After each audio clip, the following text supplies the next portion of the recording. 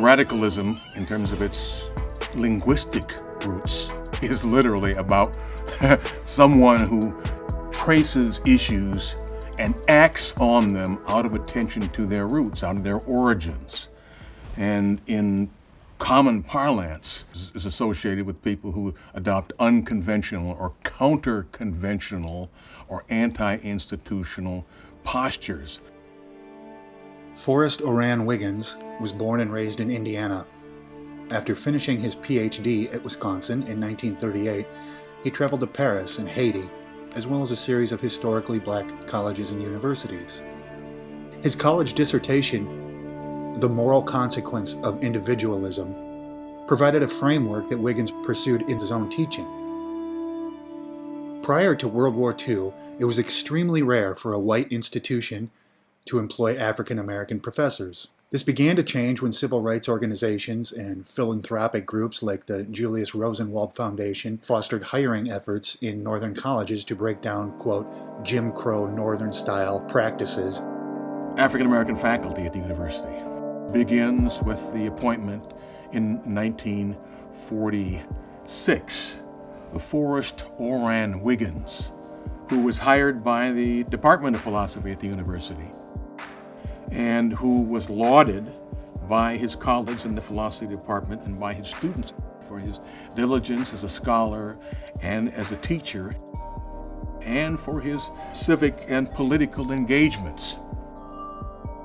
He became a vice president of the Minnesota's Progressive Party and a lead organizer on behalf of Henry Wallace's candidacy for the presidency in the 1948 national elections.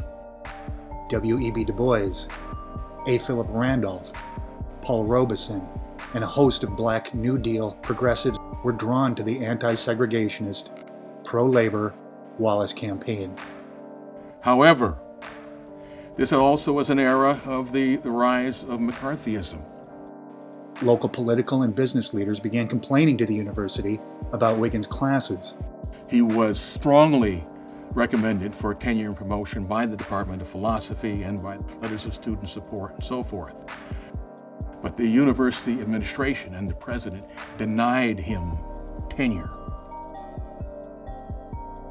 President Morrill, from the outset, gave the matter of Dr. Wiggins' appointment considerably more attention than he normally gives to instructorship appointments.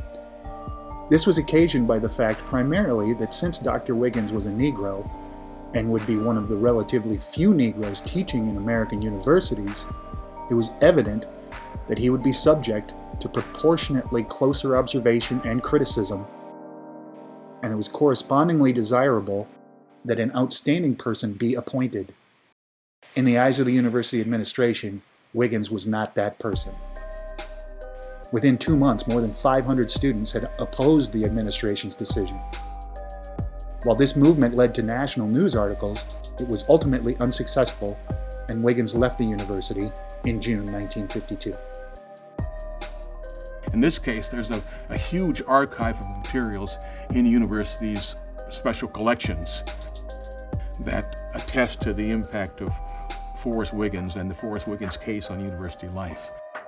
But that is where the African American faculty presence at the university begins.